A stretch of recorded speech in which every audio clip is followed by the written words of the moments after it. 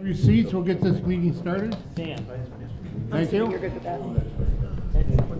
That's right.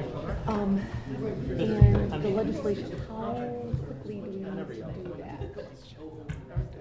In that memo that I gave you on Monday?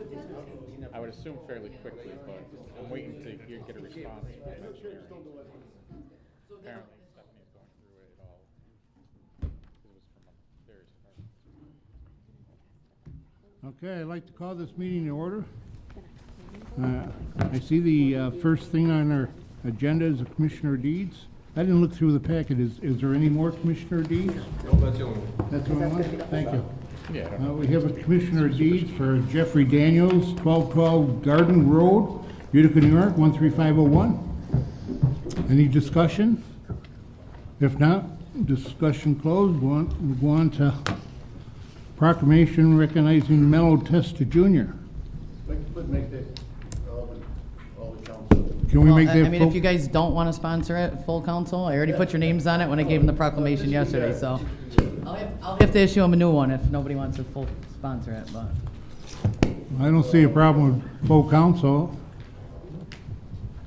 I didn't read it. What's he read? I would have liked my name only on it, but, you know, the right thing to do is put everyone's name on it, but that's all right.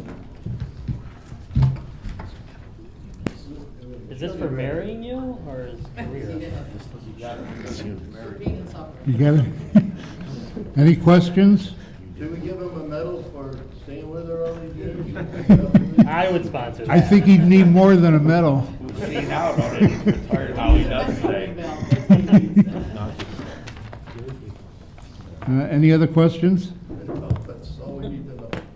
Okay, very good, thank you. The next piece is from Councilmember Bitar. It's intersections where stop required. Be it ordained that section 2-16-358 Schedule C, intersections where stop required be amended to include the following: Holster Avenue and Arlington Road, southeast corner. Councilmember Bitar, any? Nothing much to say on this. I reached out to the UPD. They took a look at it and made the following recommendation here. So thank you to the UPD. We're not gonna get a petition or anything like that, this is okay? This is going through as an ordinance, so I think we'll be all set here. Any other questions? Discussion closed. We'll go on to the next one. Proposed ordinance number 24 come from law. Ordinance authorizing an encroachment into Sherman Drive for cooling tower. I can talk on this and then I'll let Nick comment. March Associates approached us. They are in the process of trying to move a cooling tower that's located on MVCC's campus in front of Payne Hall. They're trying to move it to the opposite side, and it happens to fall within the city right away.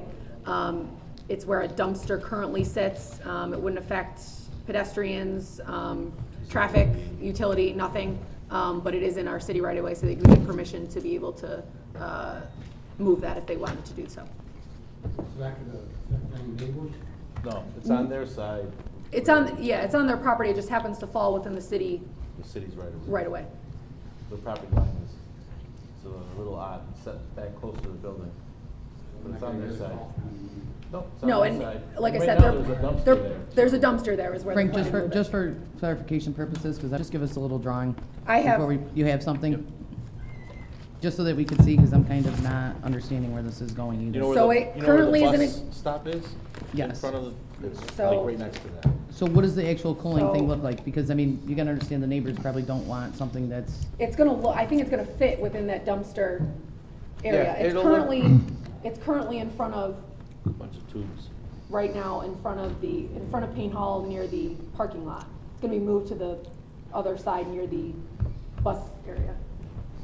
And it'll look better Let than me a just see that dumpster. stuff. I can't see that. Yeah, you can pass this around. Yeah, No, please. in front of the I'll have them, I'll library. have Drew make a copy. Yeah, Yeah, like where the bus stop is. Stephanie, actually, the request was for you to draw on something. yeah, I'm not gonna draw it. No, there's like 3 different drawings in Yeah, there. I got it. No, it's on MVCC side. Do you want me to make a copy for you? The park's across the street, isn't it? Yeah. Yeah. Yeah, the little The little kitty triangle, corner, yeah. the triangles. Yep. Well, there's technically, I think they actually, I believe Gene said there used to be something there once before, like a generator or. I think so, because They there's removed that and now they want to put a cooling tower. anyways, engineering had no objection to it. It doesn't affect us in any way. So, Okay, any other questions? We can vote on that tonight, can't we? I know where it is now. He's gonna print it out just so that you can have We can make that full council too. Yeah, no, I mean, honestly, just attach the copy of the actual but it's gonna be, just. Man, design plan to it. okay. The other one is not. I thought it was honestly maybe more down front, but it makes sense. Next piece is, from the law department. It's an ordinance amending no parking, be it ordained, section 216, 360 of the Utica City Code regarding no parking at all times is hereby amended to include the following. Columbus Street, south side from Cornelia Street westbound for 30 feet to the intersection, and Columbia Street, south side from Columbia Street eastbound for 30 feet. I'll let engineering talk on this, but this is part of the general hospital plan as far as parking. We're having a lot of issues in this area. Yeah, this was brought to me, by the Public Safety Commissioner. At this T right here in front of the hospital, it's hard to see to the left when cars are coming. Several of us, including myself, have almost been clipped. You can't see any cars. The ordinance or whatever says 30 feet. Honestly, I think it should be 5 car lengths back. That gives you enough reaction time at 30 miles an hour. So I'm requesting that we move it. Was it 30, is that good for 5? Was that good 5 cars, 30 feet? No, 20 feet is one vehicle length, so, You want to go back 100 feet? yeah. So at least, was UPD yeah. involved in this at all? I talked to Captain Holt about it. He says this is what the rules say. If we want to amend it, he has no problem with it, understanding that there's a reaction time for a human, seeing a car and then stopping or going or whatever. Would you want to do like a 30-day trial, 60-day trial, and see how we're at for that, and then Sure. I revisit mean, I that was in gonna- case you need to go any further? My plan of attack was if this got passed through, I was gonna have my maintenance crew do the stripes. So it is really called out, no parking, So- visibly. I think, can we add just that it's we'll do a 60, 90-day trial, see how it goes, and if we need to extend it further, then Okay. we'll do that. Is that okay? Yeah, that's fine. I mean, I think that we'll talked stick about with a the minimum of lights, 30 too. if it needs to be. Well, so I mean, if it's clear that there's an issue, I would recommend just passing it for 30 if for whatever reason they need more. I mean, you can pass a trial for more, but if you're authorizing the 30 feet, do that, and then you can wait to stripe, but at least the signs can be put up, and then they can make an evaluation if that, For 30 feet. for more than that, Oh, yeah. for more If than it- that. if Yeah, you need we more could than do that. 100 feet, that would be better. No, so I'm recommending you pass the 30 feet, and then if for whatever reason Yeah, okay. it's not alleviated, Got then it. I'm Come clear. back and Does that- amend does it. that come work? back and, That's fine, yeah. Okay, so We'll then do a you'll, trial. whatever, 30, Okay. 90 days in your mind, and then just let us know, and if we've got to extend it, Okay. then we can do something like that. That works. Thank you. Okay. The next pieces just need to be put into committee as a block, and that's the rest of the pieces of legislation. So. I'm sorry, I'll turn on my microphone. Pieces 2 through 23, I'd like to make a motion to put in committee.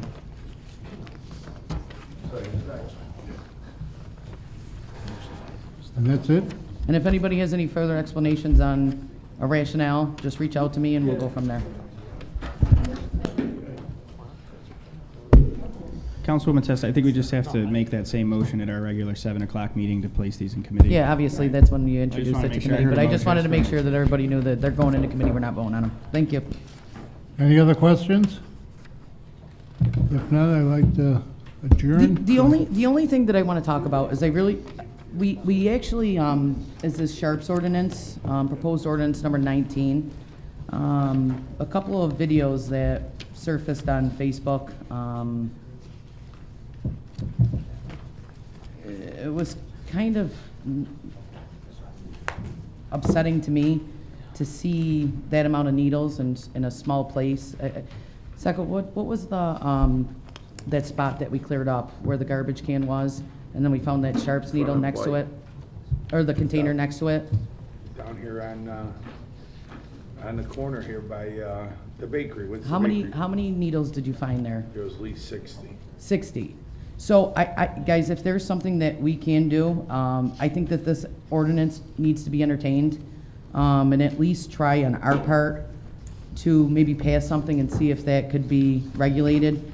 I mean, it's in committee, it only needs 5. I mean, I understand if somebody doesn't want to vote for that, but that was something that I would like to bring out tonight, to entertain on our behalf and to try and alleviate it, because 60 needles in one spot is not acceptable. I mean, it's in an area where you have hotels, you've got people staying at the Nexus, they're walking by it, on their way to breakfast and so on and so forth. Number 19, and it's the ordinance for the reduction of Yeah, let me just go over. accident and sharp injuries. I don't think it'll be an issue. But I mean, I think just for us, that if we can regulate it in some capacity, maybe try something like this and to see where we are with it. But that's something that, even at the last meeting, I kind of kicked myself for not bringing it up, but that was something that I wanted to discuss with the council, to see if that's something that we could possibly pass tonight. Number 19, it should be your 1, 2, 3, 4th ordinance in. And it's just under miscellaneous provisions and offenses. Article 1 of the Utica City Code of Ordinance shall be amended by adding section 2-15-11 as follows: prohibition of traditional hypodermic syringes and needles. And this has been on our desk since January. But it's something that I think that if the city can enforce, we should at least try to do something like that again, because it's not right. Any other questions? I'm reading it.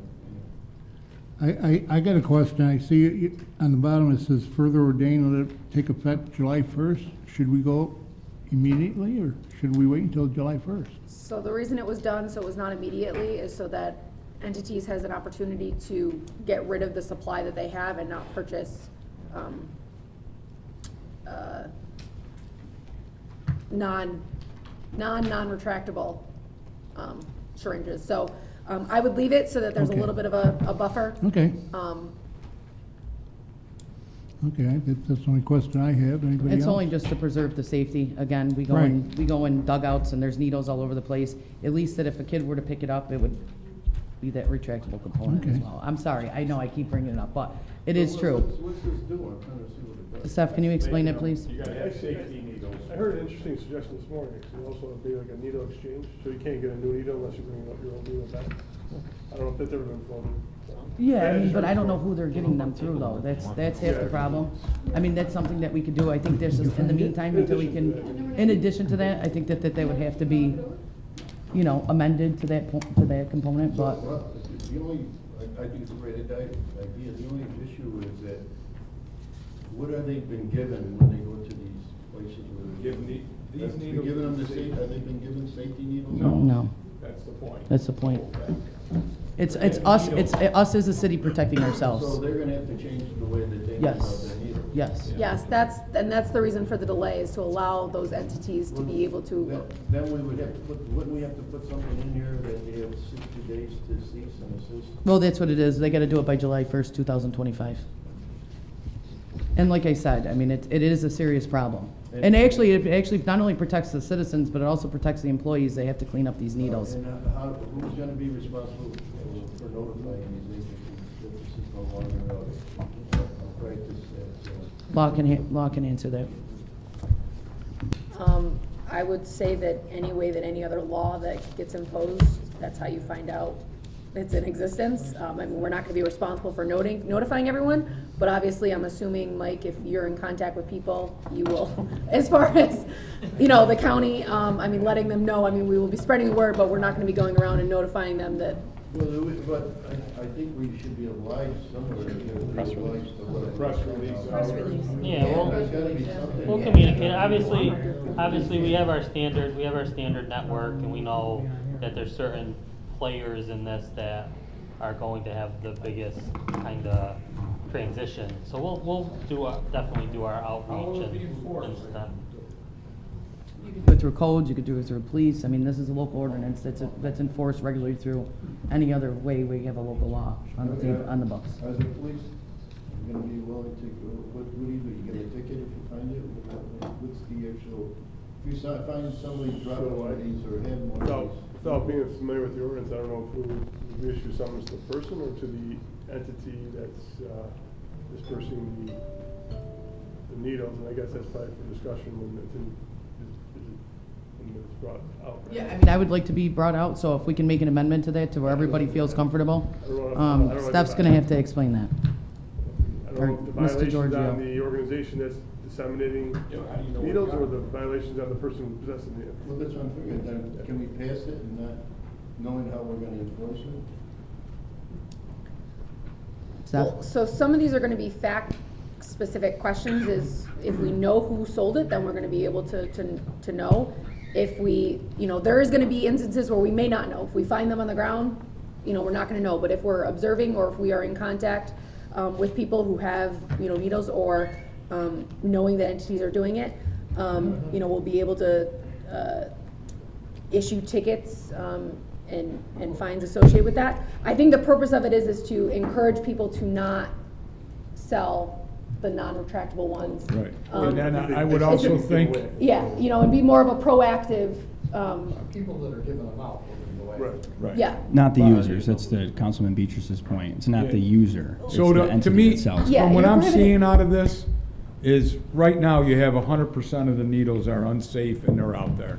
So when we pass this, if 60% of the people, we obviously want to get everybody to be 100% passing out safety needles. We all know 100% probably not going to happen, but maybe 80% to start with, or 70%.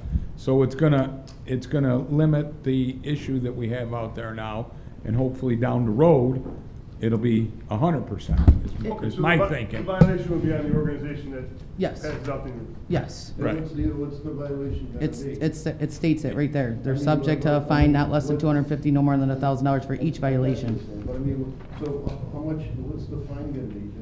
The fine would be- Decide this, or The fine would be set by court. The court decides. the court will decide? But I think So you're it's not missing, subjective. I'm just following this, I Yeah, don't have so- any problem with it. Yeah. I'm just working through it in my head there. So the responsible person from the organization, probably the CEO, would be advised that this ordinance is in effect. right. They have to cease and desist disseminating needles that aren't retractable. Effective whatever date, they have to start disseminating these needles. And if they have don't, Failure to comply each day, In- you issue a ticket and the fine could increase incrementally per court. So, basically. can I ask a question? I don't see them not Not complying. complying. I mean, it's a local It's ordinance. probably a little bit more cost to them, But it's more of a it's cost, intent, the intent is one. right, and it's more of a cost to us having to pick up needles, because God forbid somebody gets poked. I concur. I don't recall. Something that we've got to do. I'm fine with it. Is everyone I have fine with I have a this? question. Was this compared with the expanded syringe access program, the state law about syringes? Because I'm pretty sure with that, no prescriptions required. I just think that this might be stricter requirements than what that allows. So I have my notes upstairs. I was not prepared to talk on this today. I was expecting more discussion on a couple other things. I'm more than happy to go pull my notes and see what I can do. I also did not prepare this. Sarah in our office drafted this. So I am familiar with it, but she did a bunch of the research, but I don't have my notes on it to be able to talk thoroughly on. I just think, yeah, if we can probably revisit that, then I just think Section C might be the part that makes the state law a little bit more stricter, which obviously is not allowed. So no authorized provider shall sell or furnish traditional hypodermic syringes or traditional hypodermic needles to any natural person without a prescription. Steph, excuse me, Ms. Ayala, it's under authorized provider. It says hypodermic needles or hypodermic syringes without a prescription, except otherwise provided in public health law. And that the state law says that it doesn't have to require a prescription. Right, that's what it cites. Okay. But this says, Right, I mean, I don't care. These needles are in your district that were found, 60 of them. I mean, Look, I'm not I think that against we you. I need to just do, wanna I make think that sure we need to it's come right. down to a conclusion and test this out Sure, as a maybe. body to protect not only our employees, but the citizens, but then what about C? the people that come here. Wait, so then what, how does how am I misunderstanding this? And with C for Yeah, prohibition? how you misunderstand? What is the difference of B and C? That's without prescription. Okay. I'll read it through again. Okay. Well, it says that you're not allowed to without a prescription. So you are required a prescription based on this. Any natural person without a prescription. Without a prescription. No authorized provider shall sell. So I'm not trying to be, I see Kate, Councilperson Aiello's point. So, I mean, our intent, right, is there's no prohibition on disseminating needles. We just want needles that are disseminated to be retractable. Exactly. Right, that's the intent of That's the the, intent. so maybe we can, I see the confusion in the language. Maybe we just, there shouldn't be a prohibition, you don't need a prescription to get a needle. Right, that's You just what need And a- that's what the public health law is. That's Right, what- but that's maybe it what- shouldn't be, I can see where maybe the prohibition shouldn't be in that ordinance. Right, 'cause we're not saying you need a prescription to get a needle, you just need to be able to get a needle that's retractable. Right? Yeah, well, you have to, yeah, so I could strike without a prescription, but you need the prohibition. Right. You can't have an But ordinance you without. You don't have to have a prescription to get a needle. Correct. could So go I can in- strike in the prohibition, providing or furnishing needles by any means. Right. But you can't not have a prohibition within a ordinance, otherwise there's nothing, But the prescription. those prescription part. Yeah, as long as the language doesn't talk about. Yeah, I'll be okay with it if you strike without a prescription. Right, because you're just looking, the needles are handed out. Right. All we're looking at is so live needles are on the ground. Right, and I mean, That's the it. police department's gonna use, or whoever enforces it is gonna use their discretion to know that if a person needs it for a prescription, Right. that they're not gonna charge them. A lot of laws have discretion. All right, so are we done? We figured it out? Can we Yes. move on? Yes. Yes. Is that okay? So I'll strike that without a prescription? Is that okay? Okay. Yep. Is the law, If you're is the law diabetic, you have a defined? prescription, you can have a needle. Definitely. Good, are we good? I'm sorry, what was that? Without a prescription, we'll strike that? I would just strike it from the bottom one. I believe that first one is probably taken directly from the definition as Right. it is in public health law. Yes, yes it is. So the intent of the language, or the ordinance is, anyone who wants a needle can get one that's retractable. Right. If I'm a diabetic, and I have a prescription for whatever medication I need, I can utilize a needle. That that's is not retractable. It's like if I'm drowning in the barge canal, somebody's gonna save me, okay? I agree, but- Like, we've so- gotta use our discretion and not be so specific with But ultimately, legislation. the ordinance is intended for the organizations Yes. to hand these out for free. Correct, Then, correct. Okay. Does that make sense? It makes sense, I just, I see the confusion a little bit. I think Okay, we're so gonna then- clarify the intent of the Sure. ordinance, right? So I don't know we how I can, got we involved can, we in can this, clarify, we can clarify it to say that if somebody's a diabetic, we're not gonna let them die for having They a can possess, needle. they can Yes. get and possess. And no, that's we're what- not going after people who possess If, anyways. actually, if you cited the entire public health law and that New York component of it, and you put those definitions of it, that's why you cite those pieces of legislation in your own legislation, so that when you refer back to that, and Steph, even you can, or Mr. Giorgio, you can even give them the 80.135A and 8.37A1 and attach it to this legislation, along with the public health law 3381 subsection 5, so that whoever enforces this also has that legislation. So we can do that, Ed, so it's very specific and clear to the intent of the legislation that we're not doing that. Organizations that give out free needles have to give out Yes, retractable needles. correct. Does that make Okay. sense? You all right? In my mind, it Okay. does. Yeah, well, I mean, I get confused. anybody I can get confused interpret, reading things, though. anybody can interpret the intent of of legislation pretty different. And I'm not okay with not passing this tonight, if you have to add that, but I would like to get it done, because it's something that we've put on the back burner. Okay, perfect, thank you. The only other thing, Bob, tonight is we have a local law on the table to override the tax cap. So just some discussion tonight while we have everybody at the round table. Figure out what we're doing with it, because I would like to know that before we actually get to the floor, for discussion. So, Sam, we have a public hearing on the last. yes, absolutely. So, So do we get a figure on the annual money?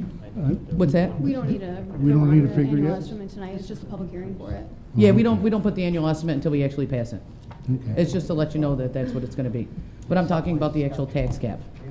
Okay. So if we can discuss that, because we still have a half hour. I don't want to look like a bunch of morons when this legislation gets brought out tonight and figure out where everybody's at before we get there.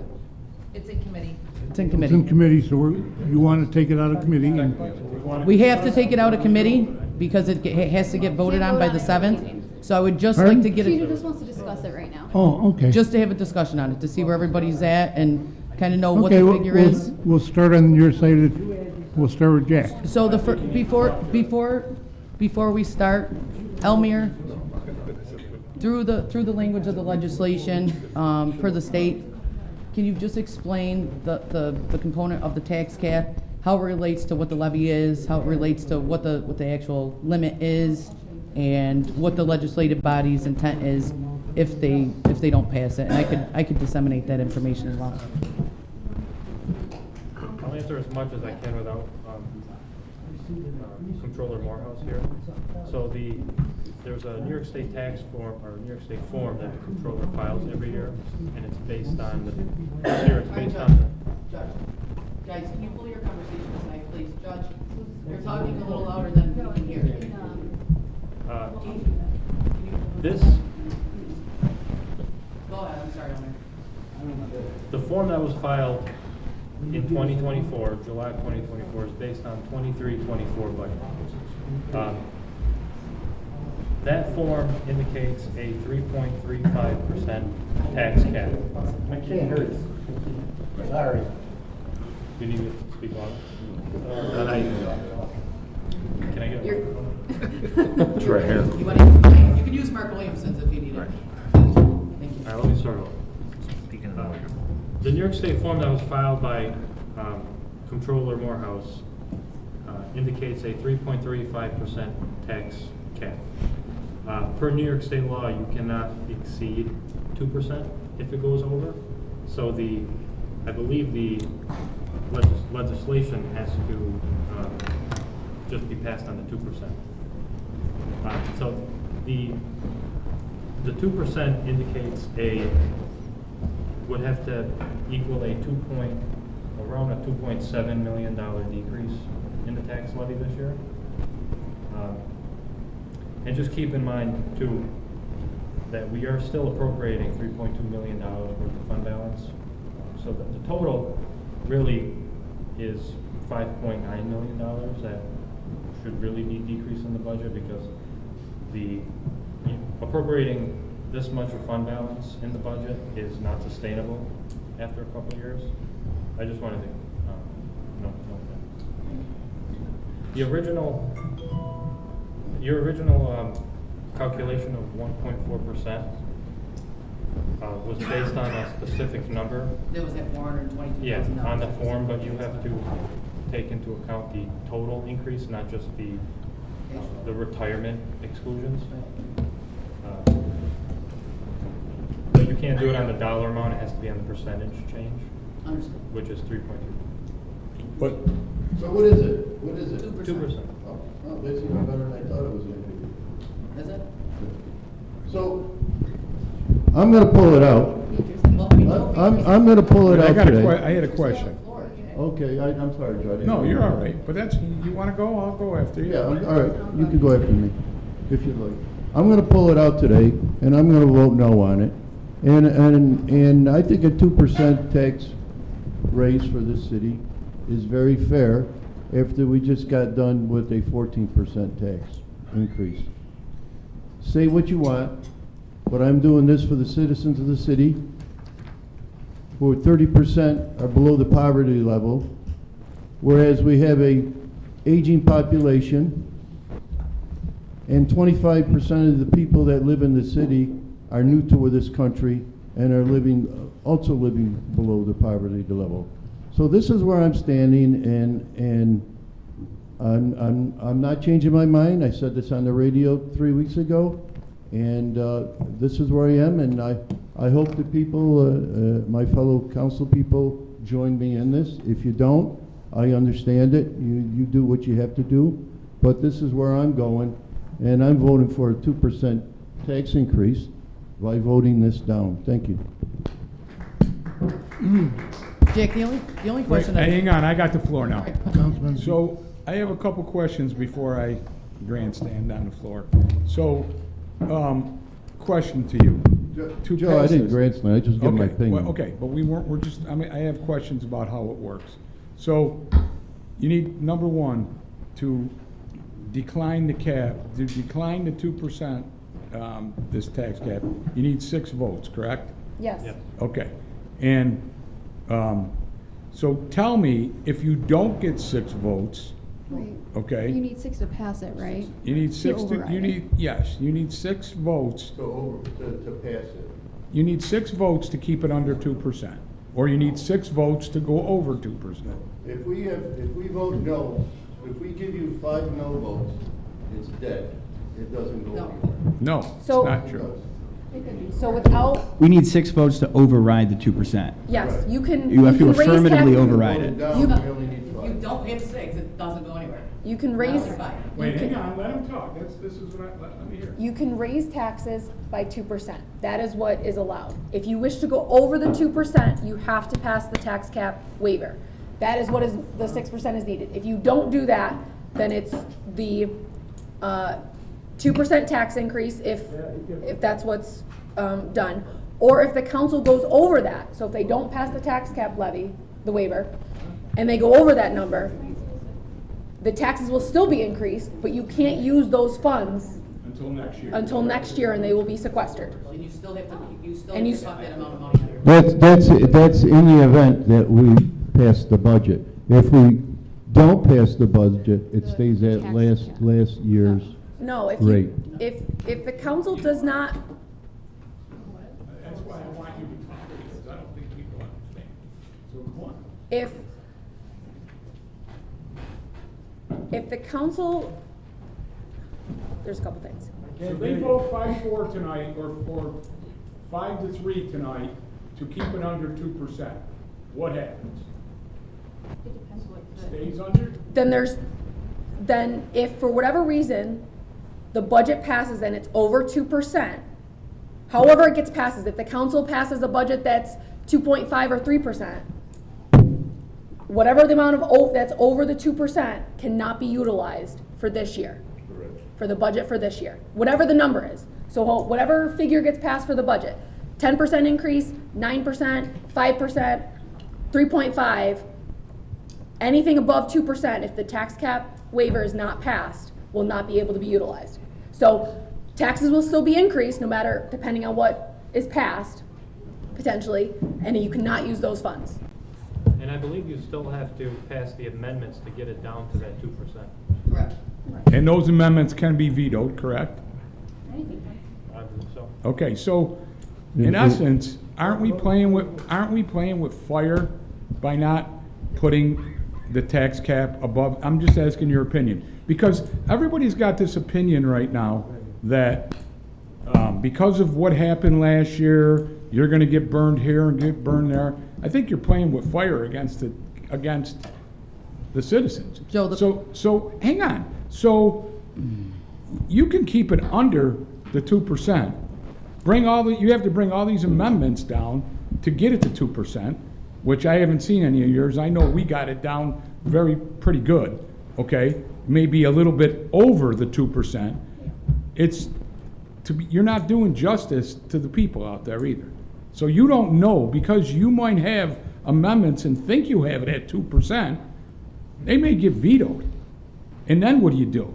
Okay, so and hang on, I got the floor. And for the record, all right, we don't want it to be 9%. We've worked our tails off. I shouldn't say we, because she did a lot of the work and taught me a lot.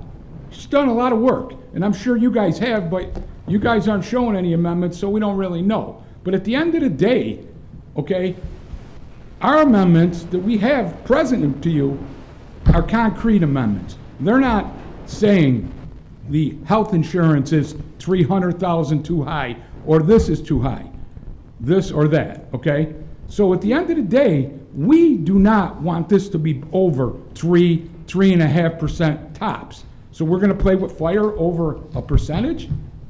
So you guys do what you gotta do. I'll be voting to raise the cap because it's the smart thing to do. Because no matter what you guys do, it's probably gonna be over 2.5, 3%, and the taxpayer is gonna get the short end of the stick. So that's all I got to say. I realize I may not have answered a question, I just want to clarify two things. If the council does not pass a budget at all, it defaults to what ENA passed. So if there's an increase, it'll be what ENA passed as their budget. And I just want to clarify too. But that was the, that Hold on, was the where's that- proposed, it wasn't. That is not correct. Wait, hold on, Yeah. hold That is on. not Sorry, correct. sorry. Can we, let's break this down. Where does that come from? So that, Ladies and gentlemen, just a second. I'm having difficulty because I'm getting an echo, and maybe it's my ear. Are you saying that if they don't pass the budget, what do you say happens? no, if the council fails to adopt a budget, not if they fail to, They've failed to adopt the budget. They are stuck with, the mayor is stuck with the budget last year. That's number one. Number two, with the permission to go over, that needs 6 votes. There's no negative and positive. It needs 6 positive votes to pass. That's it. How many negative votes, it becomes irrelevant. If it doesn't get 6 votes, it doesn't pass. That's number one. And you know the ramifications of that. It all depends on the figures. Usually when we have this budget document before us, the comptroller usually sits here and he gives us numbers. And we really have the exact numbers because he knows the numbers. Now, I'm surprised he's not here because tonight you have the ability to vote on the budget because it's been in committee. Now, the amendments are what they are, and the amendments need 5 votes. That's it. 5 affirmative votes and the amendments passed. That's it. You have to have 5 votes. Now, the question was asked about the president. It's my understanding that because there's only 8 of you councilmen present, the budget is one of the documents he can vote on, and he can vote on the amendments too. Do you disagree with that? no, Judge, I'll defer to you. I'm talking to Ms. DeGeorge. I'll defer to you, Judge. Huh? I would defer to you, so yes, I would agree. Yeah, because the budget is not an internal council matter. The budget is a general matter of the legislative body. It isn't like picking the city clerk, in other words. But It's Your Honor, not reserved to them. Judge, but we're not talking about voting on the budget tonight.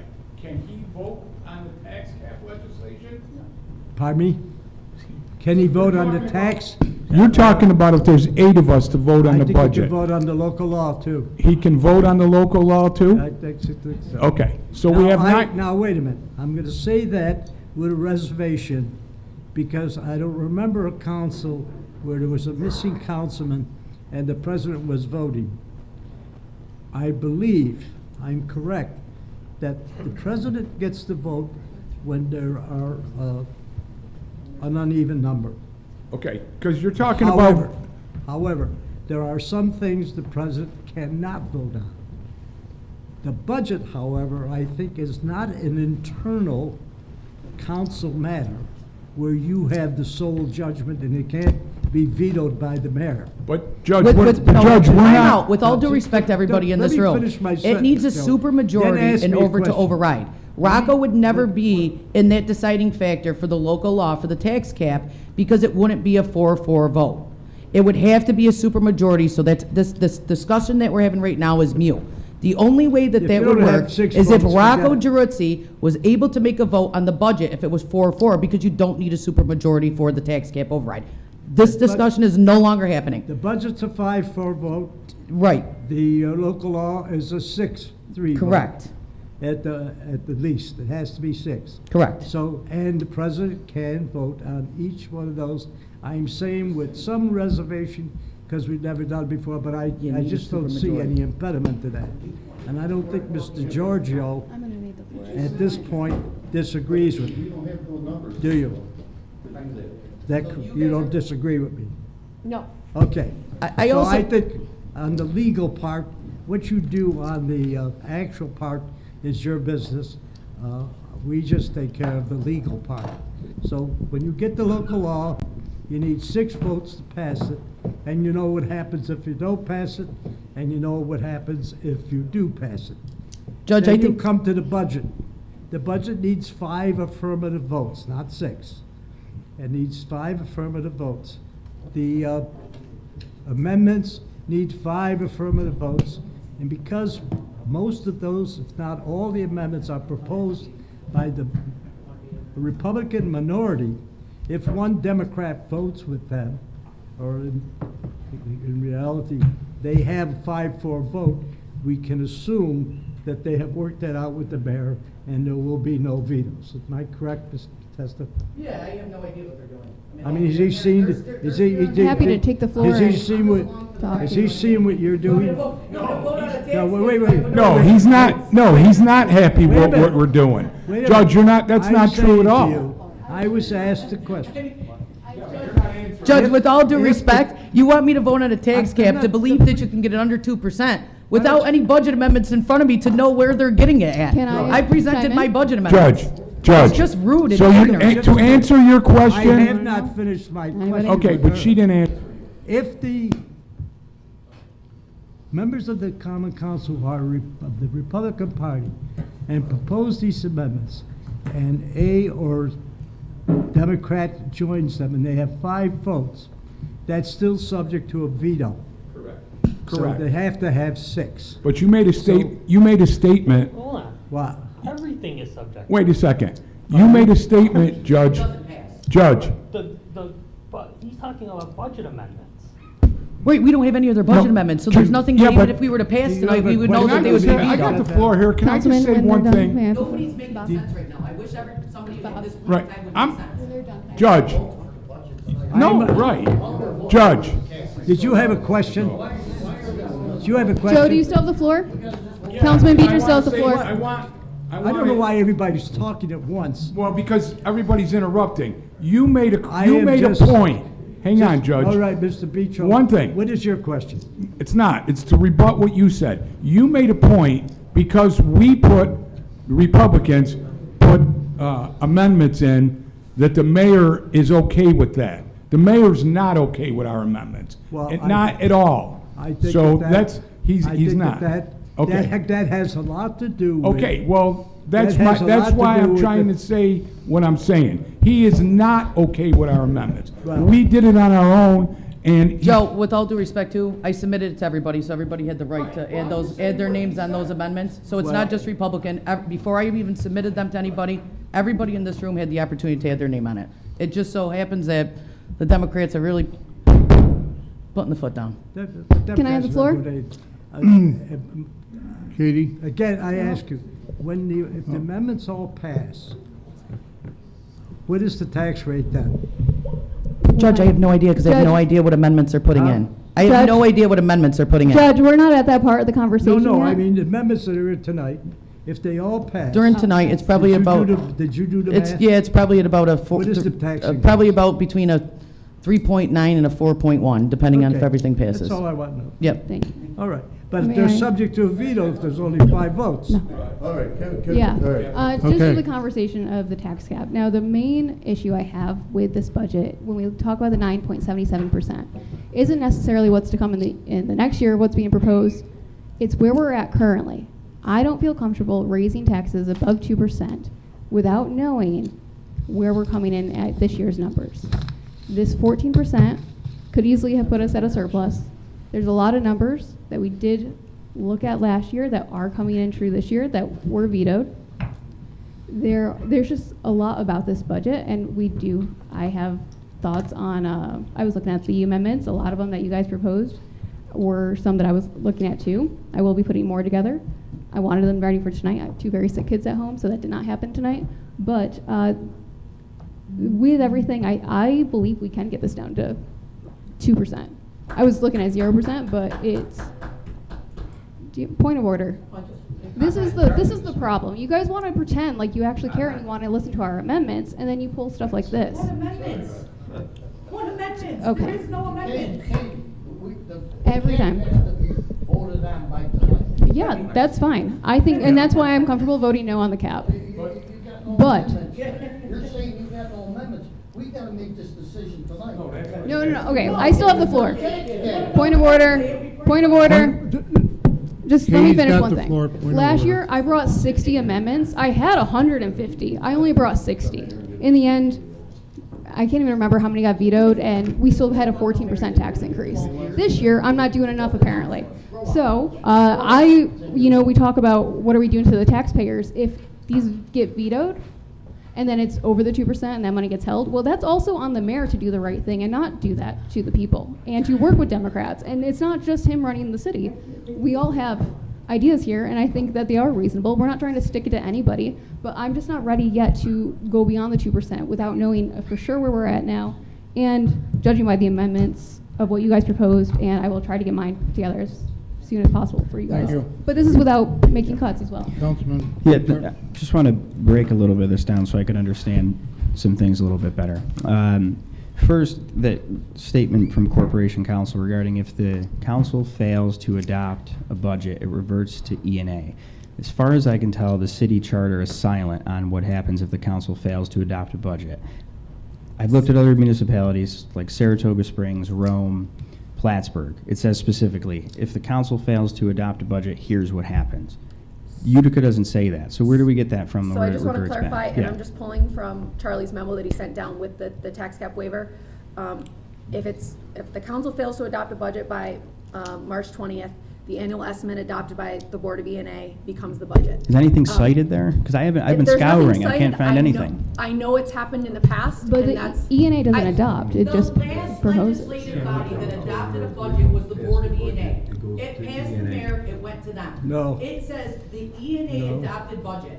Therefore, the last budget that you can But our contingent charter on doesn't. is the Board of E&A. Where's that cited? That is, it's I just want to see it. common It's not sense, common. It has to be It's not. cited because different municipalities have different policies. No, pull up the This law. charter is silent. I want to see it where it says it in black and white. That's what I want to see. I want to see E&A it. is adopted by general municipal home rule I law, agree with you. second-class cities. Judge, can you give us your opinion on that, Judge?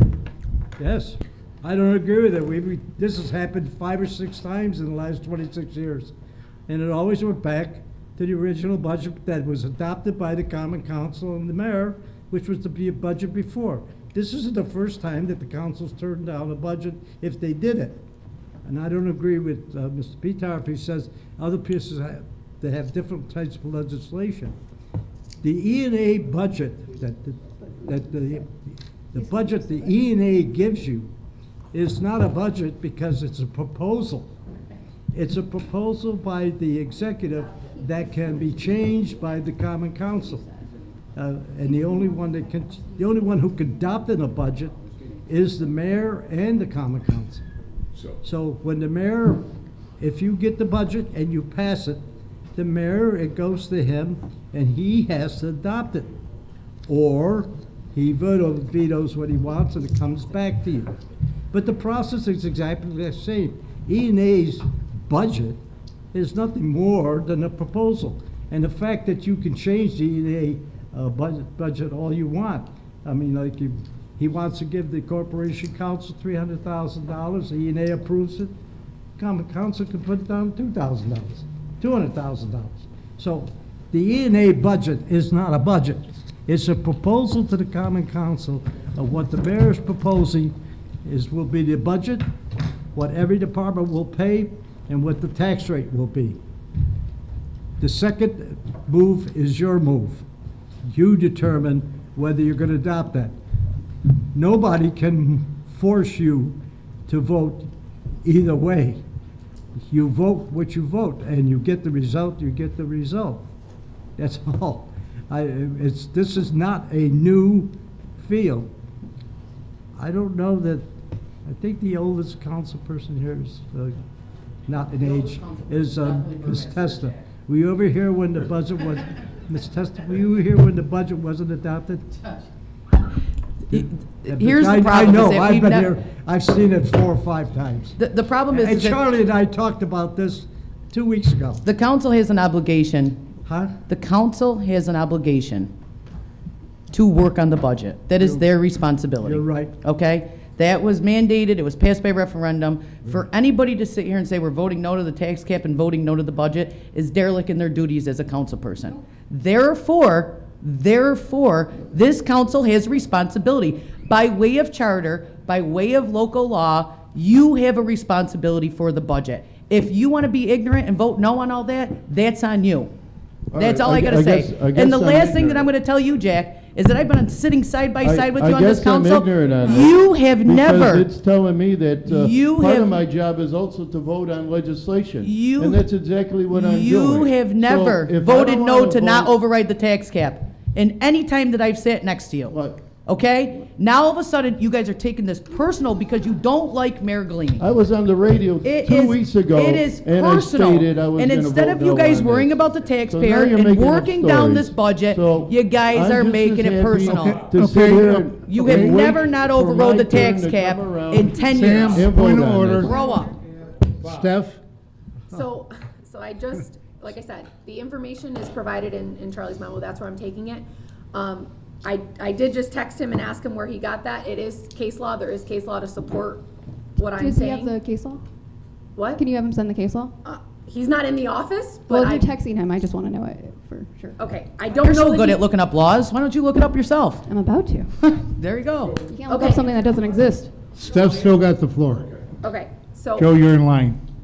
I can probably get case, So why do you think it doesn't exist? It might not. I don't know yet. We haven't found it. You said it doesn't. I think the point is we just want to make sure we So- have everything 100% so, that let we me, know. and I just want to That's all. clarify, there's case law to support that that's what happens if the council fails to adopt a budget. I don't think that is gonna be the case, but I just want to make it clear, we're talking about the ramifications of not passing the tax cap waiver. I also want to be clear that if for whatever reason the council accidentally goes over the tax cap, if they think it's 2% or they think it's 1.9, and they go over, again, the same thing will apply. So I just want to make that clear to the council. Again,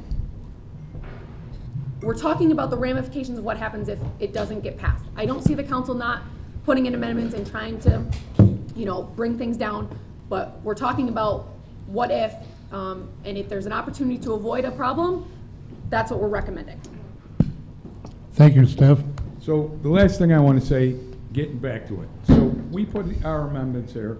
Obviously, people probably aren't happy with us, but it's on paper, our amendments, okay? We're talking a difference of, you guys are talking 2%. You would gamble with the not going over the tax cap over 1% or 0.5%? I mean, and how could you vote not to raise the cap when you don't even have your legislation all out there? How do you know that's even gonna go?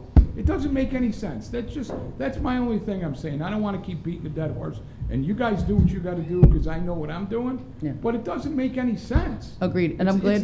It's not the right thing to do. I'm glad we talked about wait, this hang in on. committee. If we got it, you guys wanna be 2. If it went to 2.75, you're handcuffing the people. Everybody wants to get it down, okay? I mean, I just, it's not making much sense to me. You guys do what you gotta do. I just wanted to. Thank you, explain my- Joe. Frank, you said you wanted the floor. Well, I just wanted to clarify, the tax cap has to be passed tonight, or else it's done. So, Now, we got amendments, bring it down to 4. I'm sure you're gonna have some amendments, so hopefully we get it down below 4. But if you vote no to the tax cap tonight, we're stuck at that 2 or under, just so I Yeah, for understand. tonight. Okay, thank you. Right. Yeah, just to follow up on that percentage again from what our budget director started this off with, I just want to be crystal clear. So 2%, what was the 3.35% that you were mentioning? Could we talk about that for a minute? That's if we didn't raise taxes last year, right?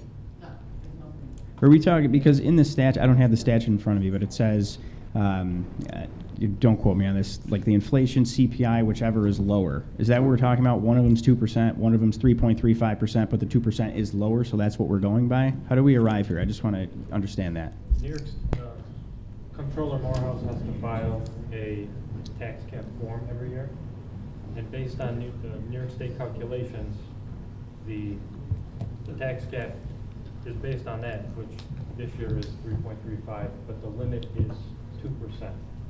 Where does it say the limit is 2%? I know we hear that a lot, around 2%, but I don't see that 2% anywhere. Where are you referring to? The General Municipal Law 3-C. There's a formula in there, but I don't see anything where it says 2%. It's not in that formula. There's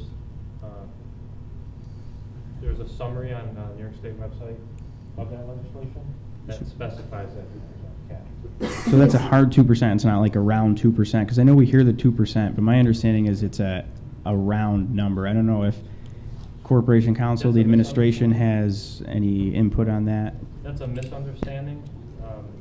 Yeah, it's the rate of inflation or lower or lesser, right? 2%. That's just a misunderstanding. If it's So it's either 2% or whatever the inflation is. So if inflation happens to be over, you use 2%. So whatever's it's lower. It's whatever's lower. So Okay. theoretically, if the inflation was 1.5, you use 1.5. But in this case, inflation is higher, so it's the 2%. So that's what I'm getting. Okay, So it's either 2% or whatever the rate of inflation which is. is what he said, is it 3.35? that's not the rate of inflation. It's two. That's just It's based 2.9. on. So what's the now. 3.35 number, though? It's a form that Controller Morehouse files with the state of New York. No, I understand. So what Corporation Counsel just mentioned, it's 2% or inflation, whichever is lower. That is. So 2% is lower than inflation, that's why we're using 2%. But you have to, yes, but you have to use a number, so you have to figure out what you've gone over the levy. So for example, I really don't want to do math, and apparently I do a lot of math in my job now these days. When you there's a number of things to figure out what that figure is. It's a formula. Mhm.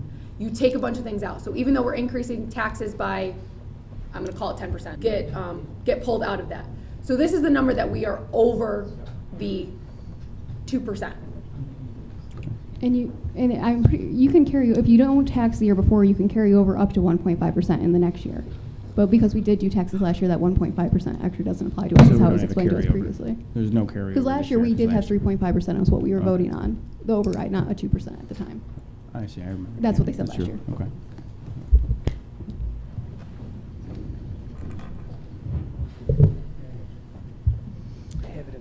Any other questions?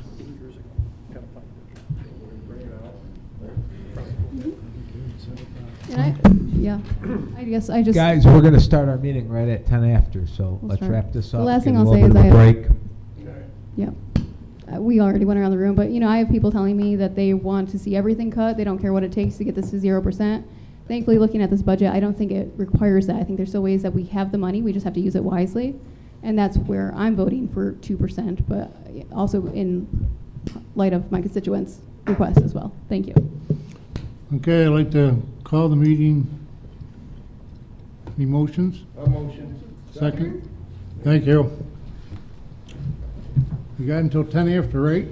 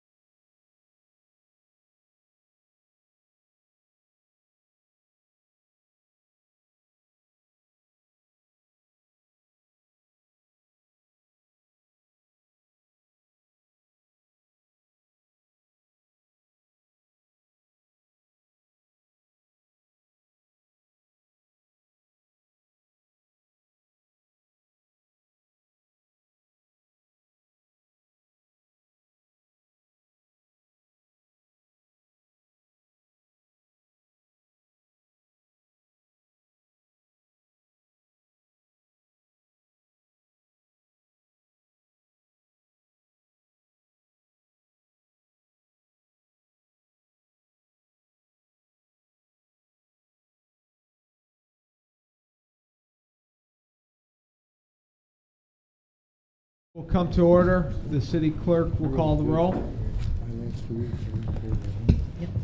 Aiello, Burmaster, Batar, Carcone, Irvin, Beatrice, Classimo Testa, Lemetico, Druzzi, all present. Please rise for the Pledge of Allegiance, followed by a moment of silence for the deceased members of the Common Council.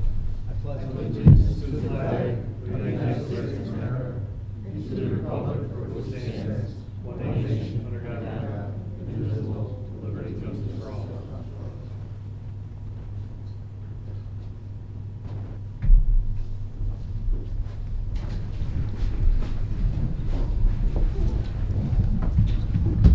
Is there a motion and a second to dispense the reading of minutes from the previous meeting? I'll second it.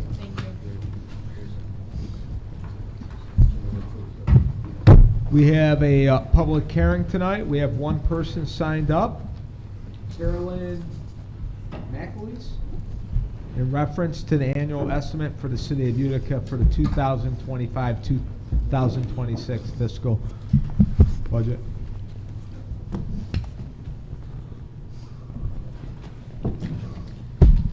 It is now open, and the clerk has not received any emails, so she's the only speaker. Carolyn?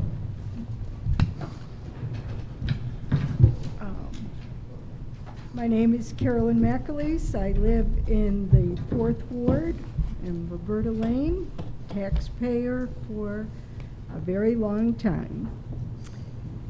The tax increase last year was difficult to handle.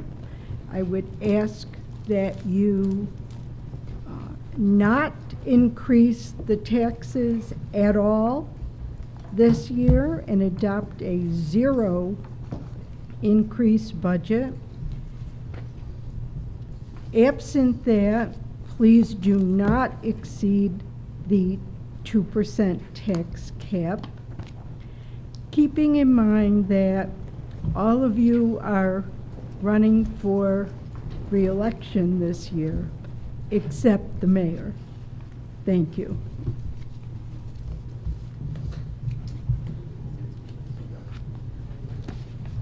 Public comment period is closed. Public hearing is closed. The public hearing is closed. We have public comment period. Not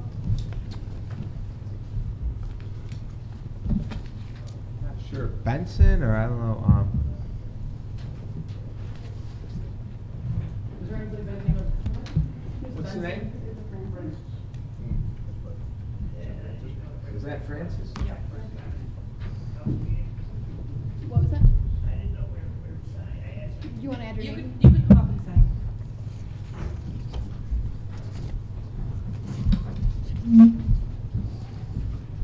Hi, Francis. You have 3 minutes. Common Council has provided you a copy of Section 3244 Public Comment Period. Are you in agreement with the rule? Please state your name. My name is Francis Brown. Thank you, Francis. All right. I'm going to be addressing how the enforcement of codes is a win-win. The safety of the citizens of Utica should be the top priority of the city. It has been more than 2 weeks since this last snowstorm, yet many of the sidewalks that can not be safely walked upon. There are many residents of Utica that rely on clear sidewalks to get around. By enforcing Section 2-2212, removal of snow, ice, and other obstructions, and/or Section 9.004 of the Utica Charter, it would create revenue for the city.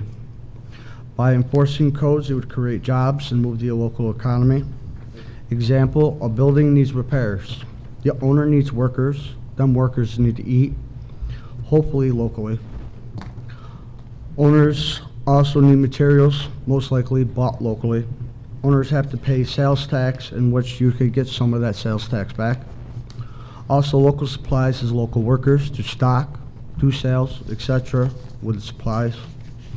By enforcing the code, it would better protect the tenants of Utica. You should feel safe and comfortable within your own home or place of business. Your safety should not be ignored because someone cares more about profit. Tenants should not suffer untold hardships, deprivations of services, or deterioration of housing because certain landlords have failed to make the necessary repairs or neglecting affordable necessary services. Another protection for the tenants of Utica would be if the city of Utica would opt into the good cause eviction law.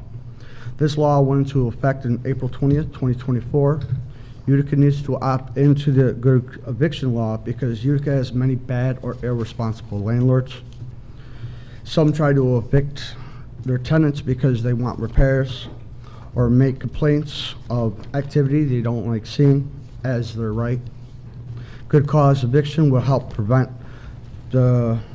that due to needing a good cause to evict that tenant. This law also would help prevent unhoused individuals. Thank you. Thank you, Francis. Next speaker, Carolyn McLeese.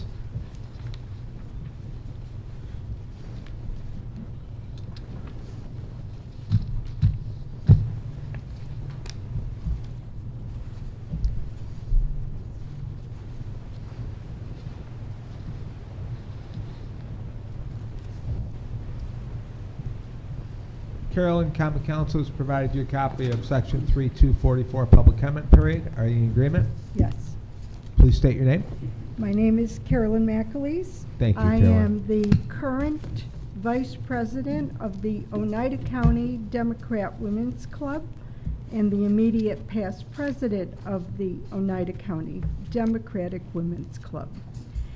I'm here to recognize that this Saturday, March 8th, 2025 is International Women's Day, and I would like to be on the record and ask the council to recognize International Women's Day. We make a substantial contribution, not only in the city, but in the world. Thank you very much. Thank you, Carolyn. Our next speaker, Ron Vincent.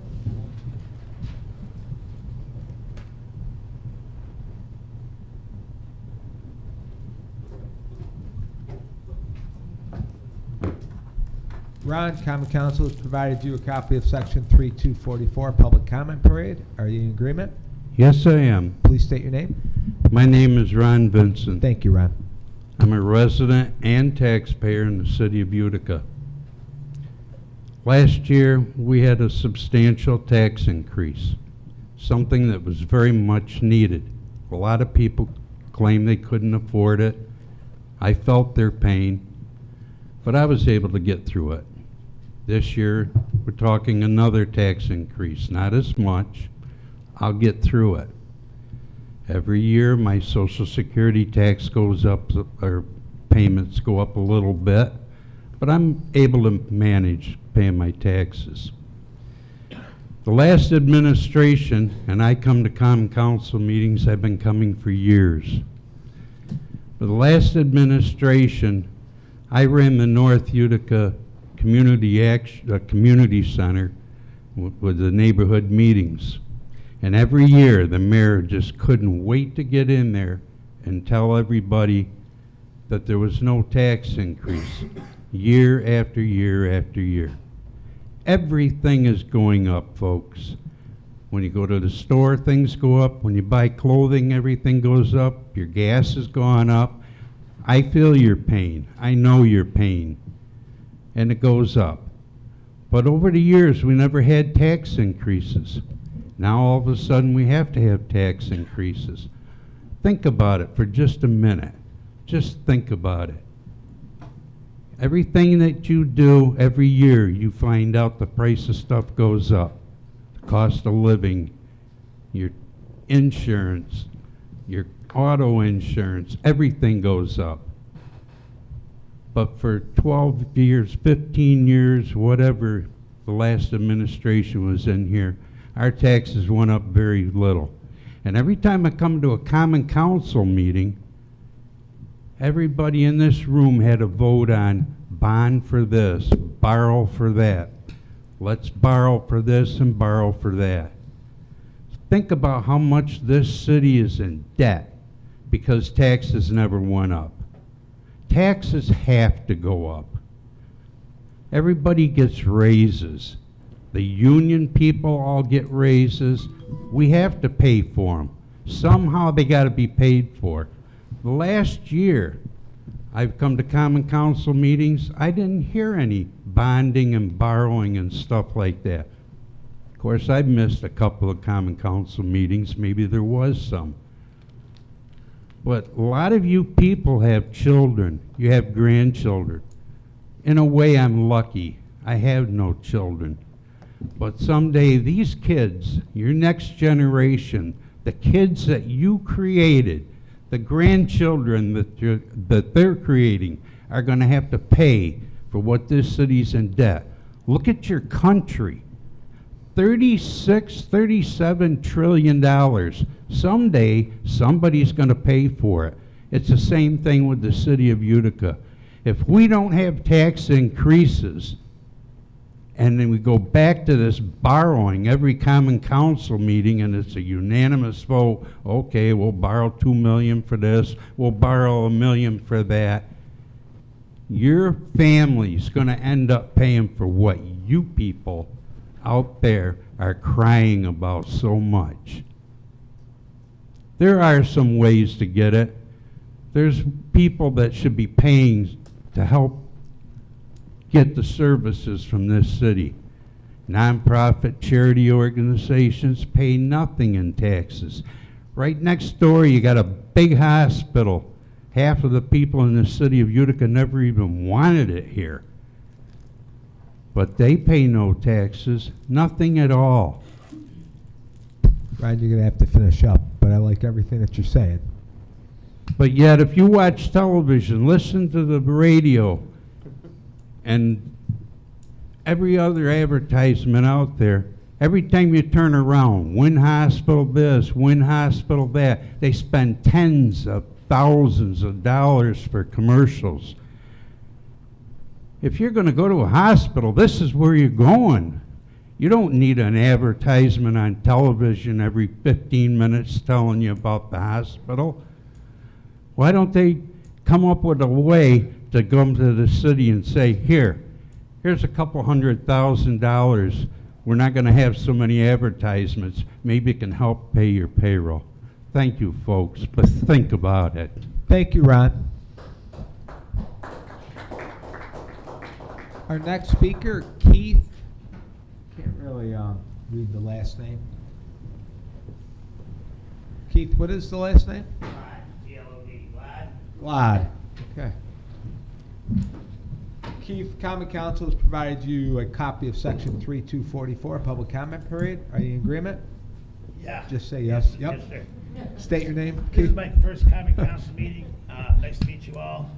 I'm here because of the tax increase. This gentleman has a point. Yes, taxes have to go up. All right, but we had 14 last year, 10 this year. All right, and it's always about public safety. But nothing ever to make the city a happy city, like for children. You know, we don't have no more skating rinks. We have no bowling alleys. Our parks, you know, are gone pretty near, you know what I'm saying? The city's, you know, it's a tough place to take care of. I feel that the city workers need a few more employers. You know what I'm saying? These people that are on probation and this and that don't have to do nothing. They need some community service. The judges, I don't know, there's a couple judges there. I heard he's a judge. They need to be made sure they go, because I've heard a lot about where they just show up, sign it up, name, and go and leave. But it's not a very happy city because there's not a lot of happy things to do here for people. So every time they hear about just these three things and no improvements to make it a happier city, I think it just gets old and boring. You know what I'm saying? When I was growing up, it was a fun city, you know? So I don't mind paying taxes. I don't even mind paying the 10%. But it'd be nice to have some of that money used for, you know, to get back to YWCA, you know, maybe the boys club. You know, I know everybody's afraid because the kids are so violent today. There's no friends. They're bullying. I never even heard that word when I was growing up. You know what I'm saying? They're shooting each other instead of, you know, fist fighting, you know? But we have to have some programs here to teach these children that you got to get along. And by just taking the money for raises and we had a raise last year, 14%. I don't feel any safer for public safety than I did if we do it again. No murders are being solved. You know, it's like yellow tape, wash the blood away, and we'll just wait for somebody to rat somebody out. There's so many murders on my side of town, man. There's things that I have, precautions I have to do to feel safe in my own house. But I really don't have much to say, but I just feel we need to work on making it a happier city, along with also making everybody happy for doing their job. You know, so they come in and say good morning, you know, instead of, you know, I think people are just getting to the point to where I'm just here for the paycheck. You know, and I think we need to do something to make the city happier and prettier, beautifuler, you know. You know, I maybe use, you know, I know they do it in every state, and I know it's hard because I was facility manager for Baltimore Bay Community Actions, and I try to get prisoners, and the process of getting prisoners to help is a long process because they have so many rights, even though they did so much wrong. I just want to say happier city, happier people. Money's well spent, but we need to spend some of this money to make programs for these people, you know, for these children and this stuff, and so they're not sitting home, laying on their mom's bed, playing with their phone. You see it in Walmart sitting in their shopping cart. You know, that's all I'm trying to say. You know, if taxes are fine, and I don't mind paying them, but we got to make it a happier thing. You know what I'm saying? It was beautiful when Mayor Hanna was here, you know, and they shot him to hell, you know. But I just wanted to get that out. We got to make it a happy city. And tax, I don't think a lot of people would be happier to pay taxes as long as they get what they see the prettiness coming out, or the happiness coming out, you know. And I appreciate y'all listening to me today. I'm a little nervous, I'm shaking, sweating, but I appreciate you listening to me, you know. And I'm going to try to make more, come into these more often, and, you know what I'm saying. And you know, maybe even throughout the thing, anybody want to donate to the city of Utica for this or that, you know, throughout, you know what I'm saying. People might, you know. But thank you for listening to me, and have a great day. Thank you, Keith. Well said. Next speaker, Cesar Hernandez.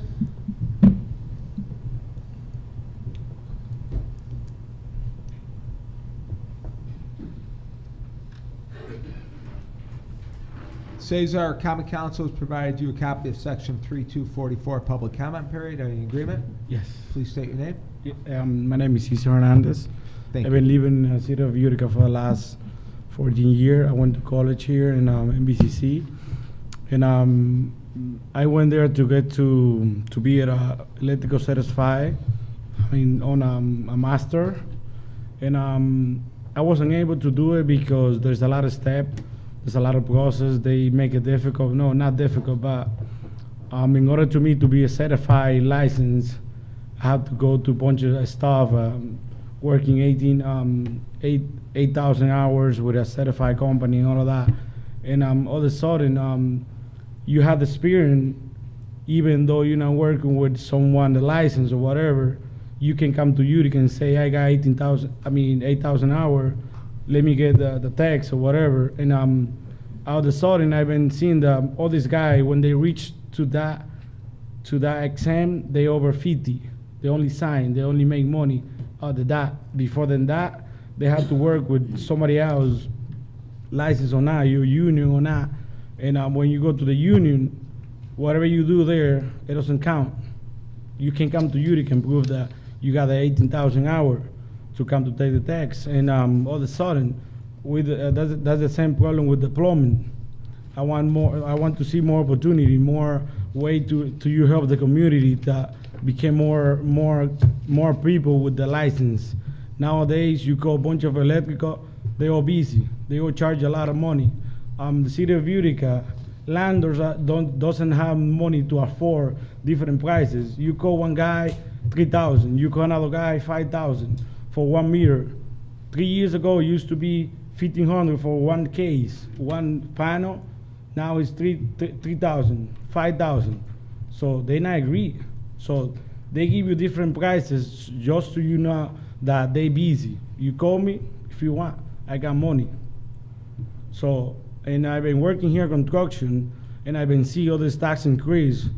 And like he said, not every year, but now all of a sudden, 2 or 3 years ago, now we got tax increase every year. You asking for more money, and all Utica road are bad. You say because you want to improve the plumbing. What happened? We got a lot of you say the word.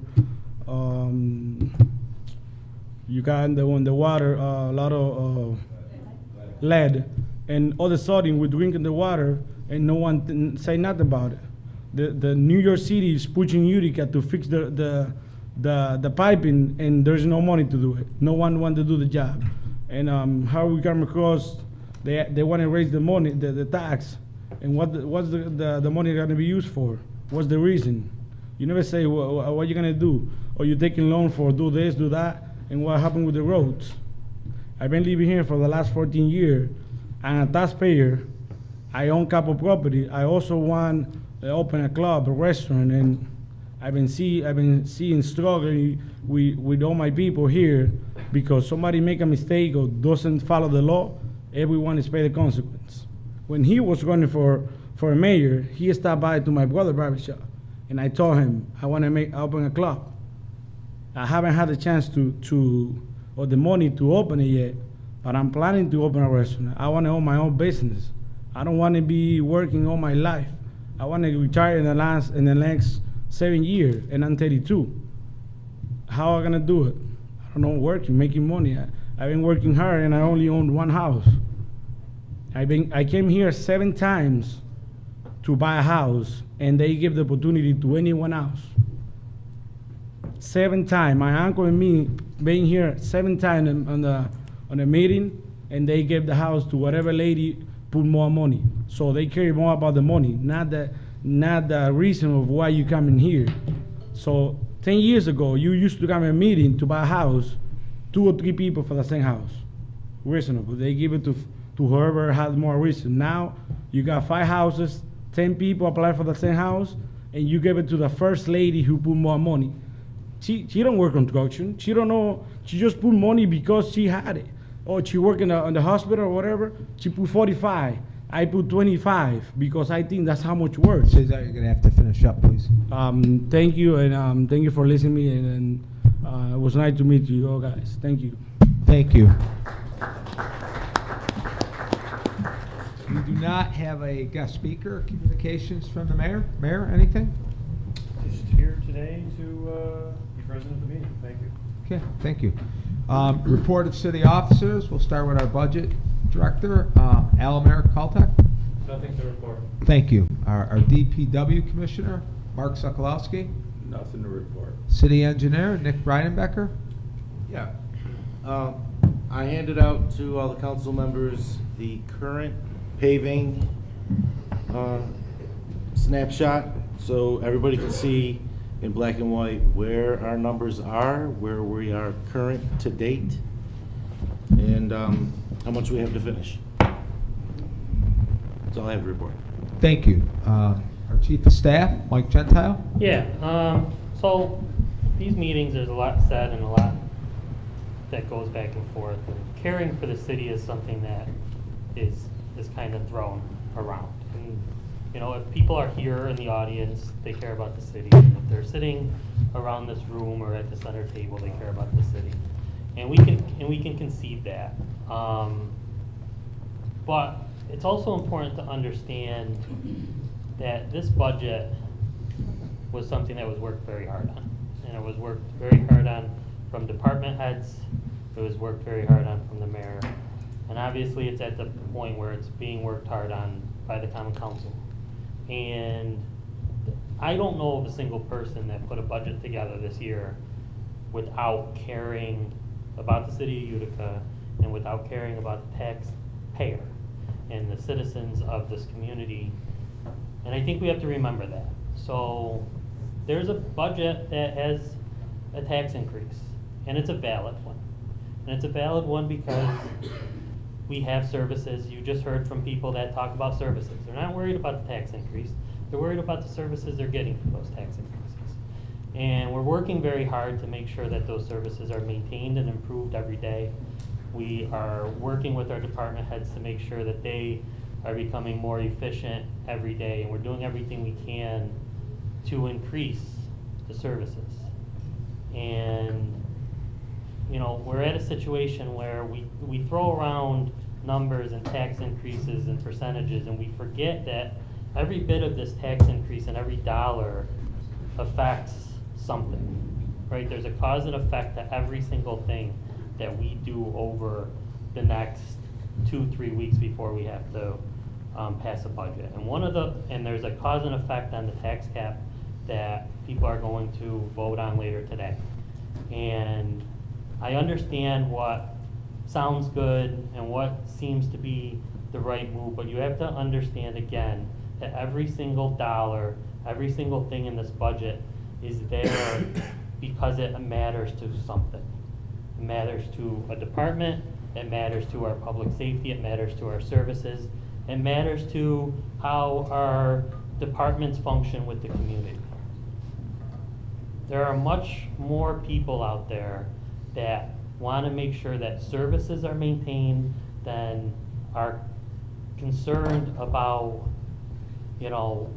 what we throw back and forth at these meetings. And I just think it's important for people to understand that every dollar in this budget is, essential to something of maintaining this city and the city we all care about and go to work for every day. So, that's all. Well said, Chief. Chief Noonan? So a tough one to follow up on, but I just wanted to thank and recognize the officers who responded this past Saturday to Sangertown Mall to assist New Hartford Police Department with a serious incident that occurred at the mall. Just touch a little bit on what Mike said. It was our SWAT team that responded, which requires a significant amount of training, equipment, and that incident, we incurred a significant amount of overtime because we helped our partners in New Hartford and United County SWAT. So, to his point, we appreciate all the council does for us, but it is expensive. It does cost quite a bit of money. I hope we'll be any further. Thank you, Chief. Thank you. Deputy Fire Chief Noon? Nothing to report. Thank you. Stephanie Giorgio, Corporation Counsel? Nothing to report. Thank you, Steph. Brian Thomas, Urban Renewal? Nothing to report. Thank you. There's no cash report? Petitions, remonstrances, and appeals.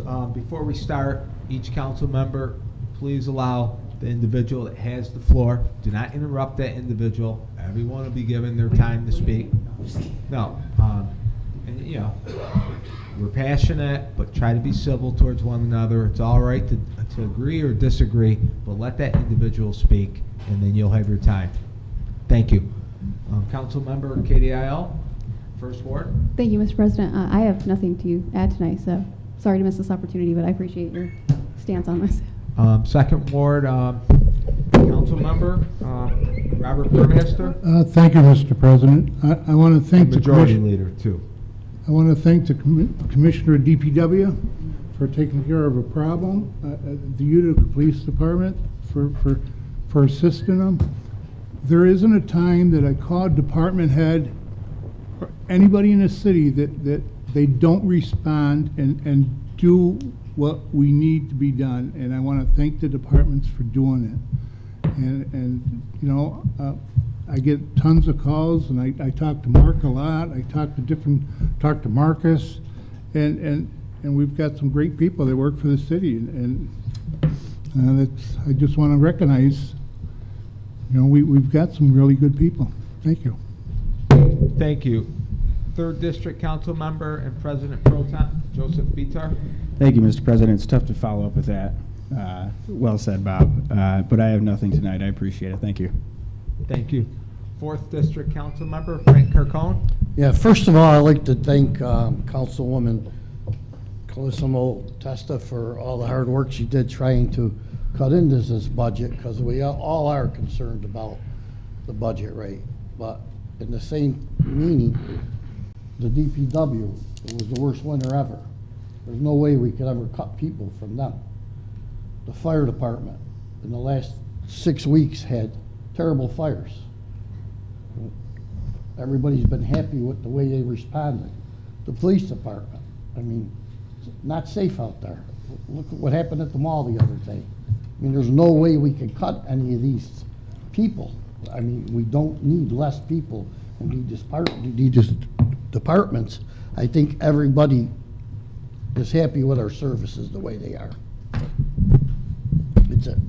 Well said, council member. 5th District Council Member, Venice Irvin. Thank you, Mr. President. I just want to say that I spoke to a lot of people in my neighborhood meeting, and I got the same response. I spoke to a lot of people at the church that I attend, and I spoke to a lot of people on the street, a lot of people on my job, and other places where I run into a lot of people. And all they wanted to talk about was the budget. And all they wanted to talk about is why do we have an increase? And I tried to explain to them, but they all said the same thing. We don't want a tax increase of any type. I've been going around trying to get signatures from people, and that's the main topic they have with me, the ones that are up on what the tax increase could be and what we're going to try to do about it. And they're very concerned about the tax increase. And they don't care how much it is. It's just they remember that last year it was 17% and we got it down to 13.9%. This year we're being asked for 10%. And they understand that. And they understand that we might try to bring it down. But there's a lot of people, I keep hearing people say, well, the residents want this and the residents want that. Well, I don't think you know what the residents want.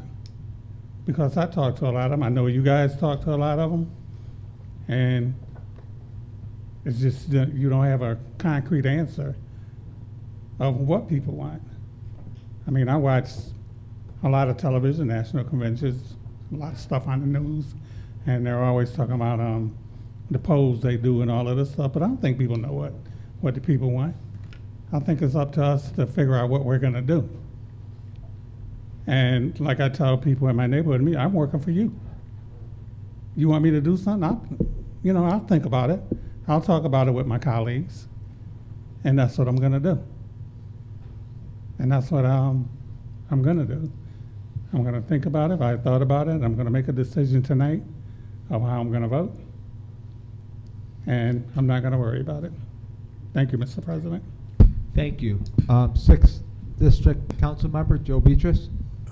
Thanks, Mr. President. I know everybody thanks, great job to DPW and everybody's done during the plowing, but I just want to reiterate the last couple of days, made a couple calls down there. They've, where storm sewers were, storm drains were backing up and they were right there, and I want to thank you for your prompt response on the places I called. Other than that, I just want to, I forgot last week to wish my grandson a happy first birthday. And my man Poppy, yesterday it was his 83rd birthday, and I want to thank him. And that's all I have tonight. Thank you. Thank you, Council Member. Council Member at Large, Samantha Calismo Testa. Thank you, Mr. President. I've got nothing this evening. Thank you. Council Member at Large, Jack Lemedical. Well set, Mr. President. Thank you. Thank you. Can I have a motion to introduce proposed resolution number 1? Motion? Can I have a second? Second. Commissioner of Deeds in and for the city of Utica for Jeffrey Daniels within a 2-year term ending December 31st, 2026. 1212 Garden Road, Utica, New York, 13501. Votes, please.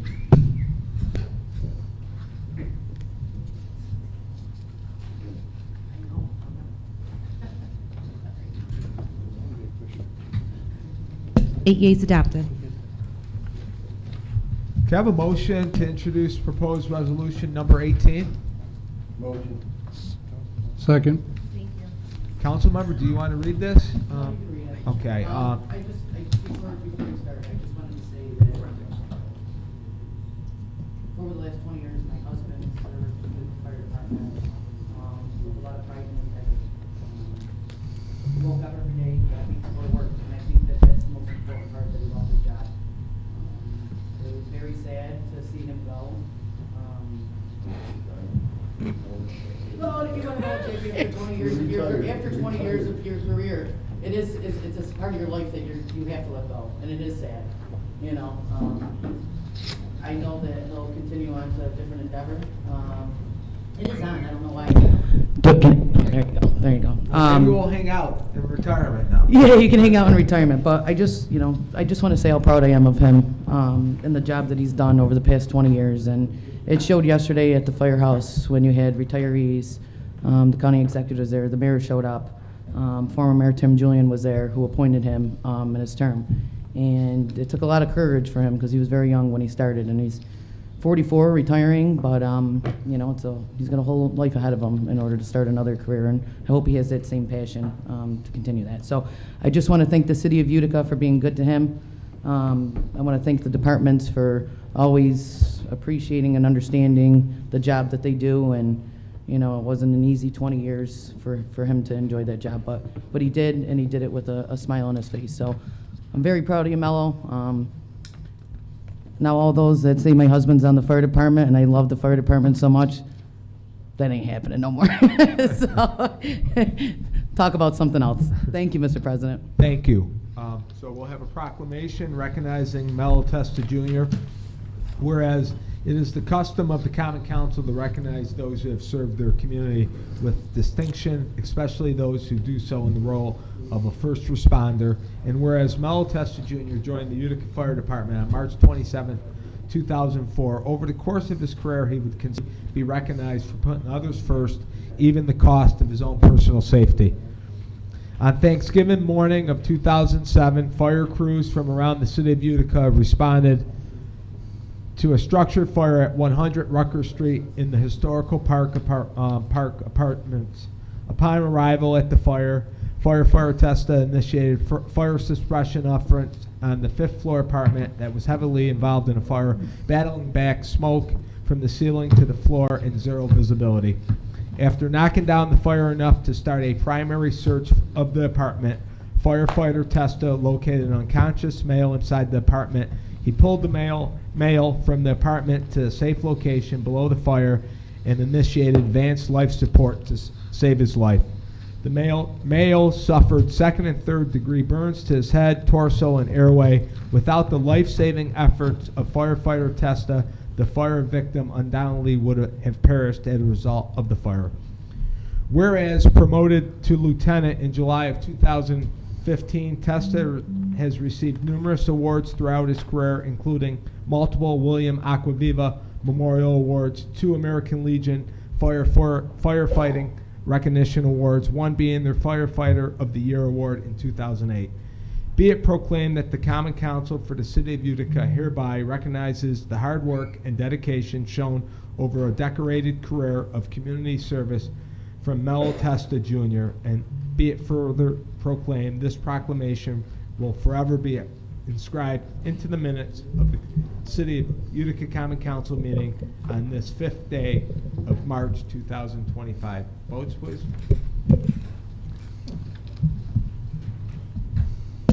Eight yeas adopted. Can I have a motion to introduce proposed ordinance number 19? Second. Thank you.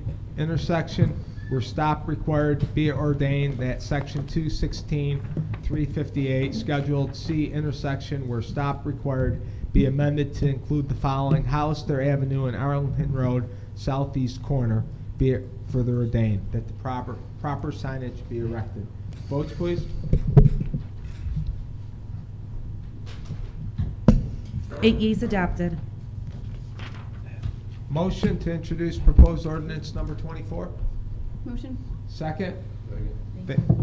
Ordinance authorizing encroachment into Sherman Drive for cooling tower. Votes, please.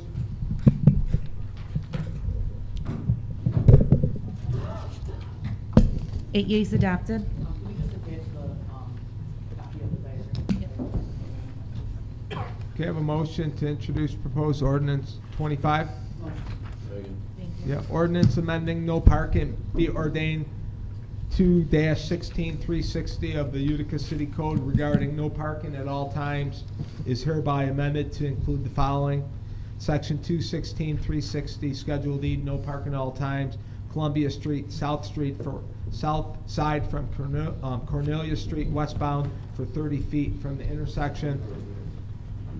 Guys, please. Columbia Street, South Side from Cornelia eastbound for 30 feet from the intersection, be it further ordained that the proper signage and or marking lines on the surface of the roadway be erected.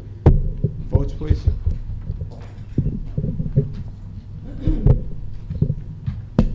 Eight yeas adopted. Mr. President, I'd like to make a motion to put amendments 2 through 23 into committee, please. Second.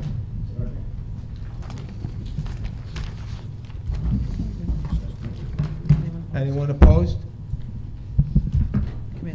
Committed. Mr. President, I'd like to make a motion to pull proposed ordinance number 19 out of committee. Second. Okay. A local law authorizing.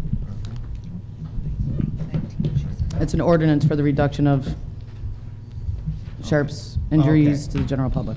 Yep, ordinance for the reduction of accidental sharps injuries to the general public, be it ordained that Chapter 215 miscellaneous provisions and offenses, Article 1 of the Utica Code of Ordinance should be amended by adding Section 215:11 as follows. Mr. President, I'd also like to make a motion to subsection C to take out without a prescription. Strike that from the actual legislation. And just end with a period. Any natural person. Second. Can I have your votes, please?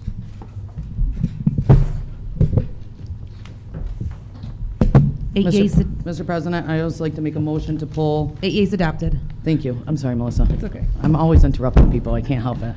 I'd like to also make a motion to pull out to pull the local law off the table for the proposed tax levy Yep. for the tax cap, please. I need a second. I'll make a second, and I will be voting no on this. Want a cookie? Mr. President, after the vote, I'd like to qualify my vote. Absolutely.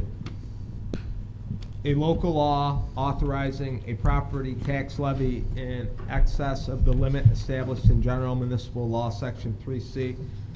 A legislative intent, it is the intent of this local law to allow the city of Utica to adopt a budget for the next fiscal year that requires a real property tax levy in excess of the tax levy limit as defined by General Municipal Law, Section 3C.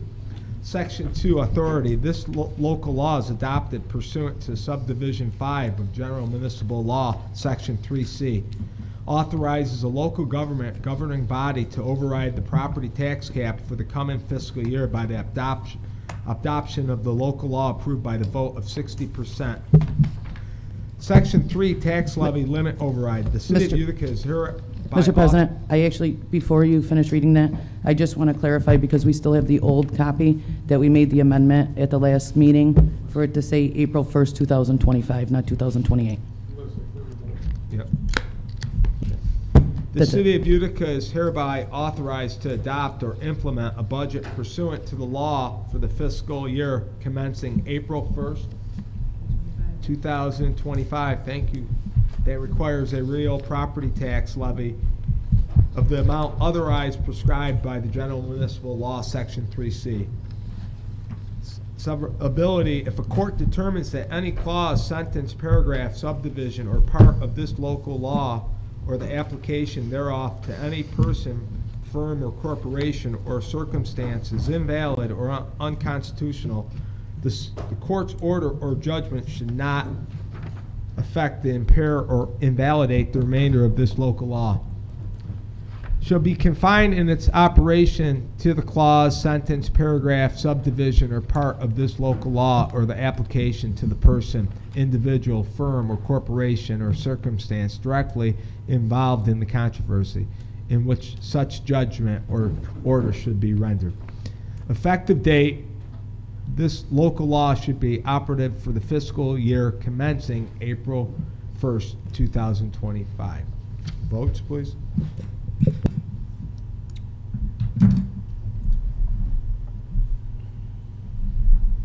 Five nays defeated.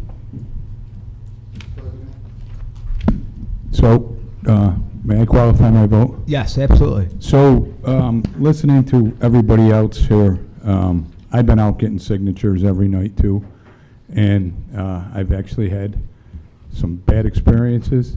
So I understand what the taxpayers looking at, and I believe every one of us here, and I know my colleagues, especially Samantha, I give her credit for a lot of work she's done, wants to get this down, and we are trying. But I think it's truly irresponsible to vote not to override a tax cap because you think the mayor has veto power, okay? We all want to get it there. We don't even know where we can be. If you get it to 3%, that 1% is going to kill the taxpayers, kill all of us. So that's my reason for doing it. And I just want to say one thing.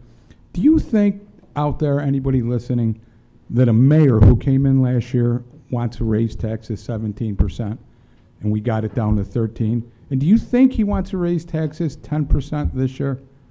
Really? You think that's what he wants to do? But if you think that, I mean, you need to look for the future too. And believe me, 10% after a 13% tax increase, in my opinion, totally unacceptable. Okay, in my mind. But I look at the stats and the data, I feel bad. Okay, because the numbers don't lie. And all of us, remember, we can all make it come down to 0%. Inflate this, deflate that. You need to do the right thing. And we have our legislation in, we have it down, and that's, I told my people that we will get it down, and we will get it down. I just think it's irresponsible to not vote the tax cap. Thank you. Thank you, council member. Anyone else? I'd like to make a motion to adjourn the meeting. Second. Meeting adjourned.